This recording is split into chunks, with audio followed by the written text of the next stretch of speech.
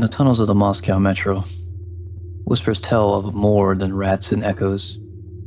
They speak of shadows that walk where no living soul treads, faint silhouettes of men and women who perished in the dark, forever caught between life and death.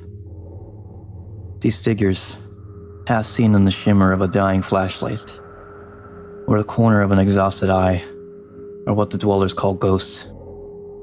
Khan, the wandering philosopher, once described them as victims of an atomized purgatory, fragments of souls unable to move beyond the ruins of the world.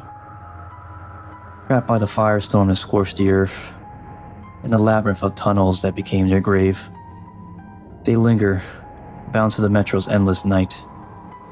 To many, they are not merely apparitions, but omens, living proof of the ultimate fate awaiting every man, woman, and child beneath Moscow's surface.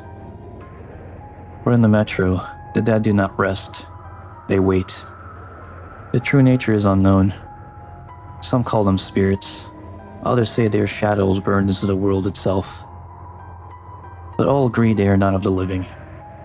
These ghosts drift through the tunnels and ruins, half present, half absent, dangerous in ways that defy reason. They do not lash out with claws or teeth.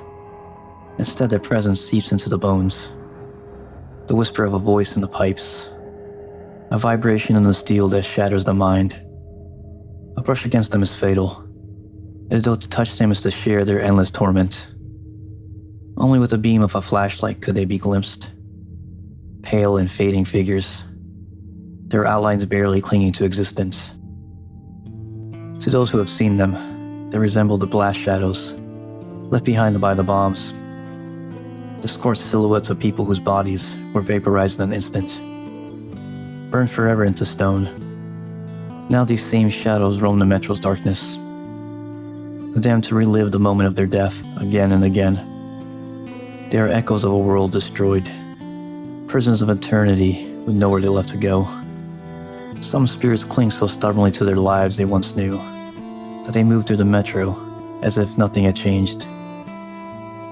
Soldiers who fell at their posts still stand guard at shattered barricades, rifles long since rusted away, their phantom shapes forever watching for an enemy that will never come.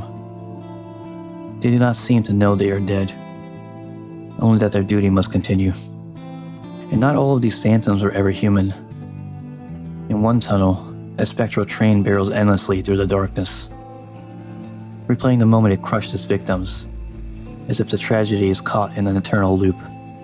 Whispers claim even the twisted creatures of the surface, the mutants, and even perhaps the Dark Ones themselves, may linger as ghosts. Their unnatural essence too deeply tied to the metro to ever truly fade. Not all ghosts in the metro appear as the same faint black shadows. Some are streaked with blood, their forms dripping with the violence of their final moments. Though they look menacing, these bloody apparitions are no more hostile than their shadowy kin. Like the strange anomalies that haunt the tunnels, they are less enemies than forces of nature.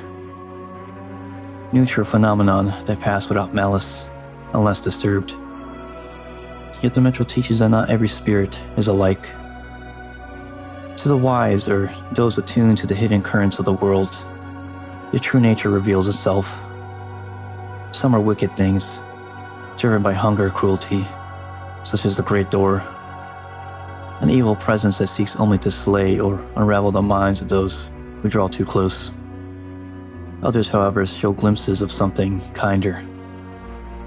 The River of Fate, for instance, is said to hold a benevolent stance towards mankind, guiding wanderers towards paths they were meant to walk.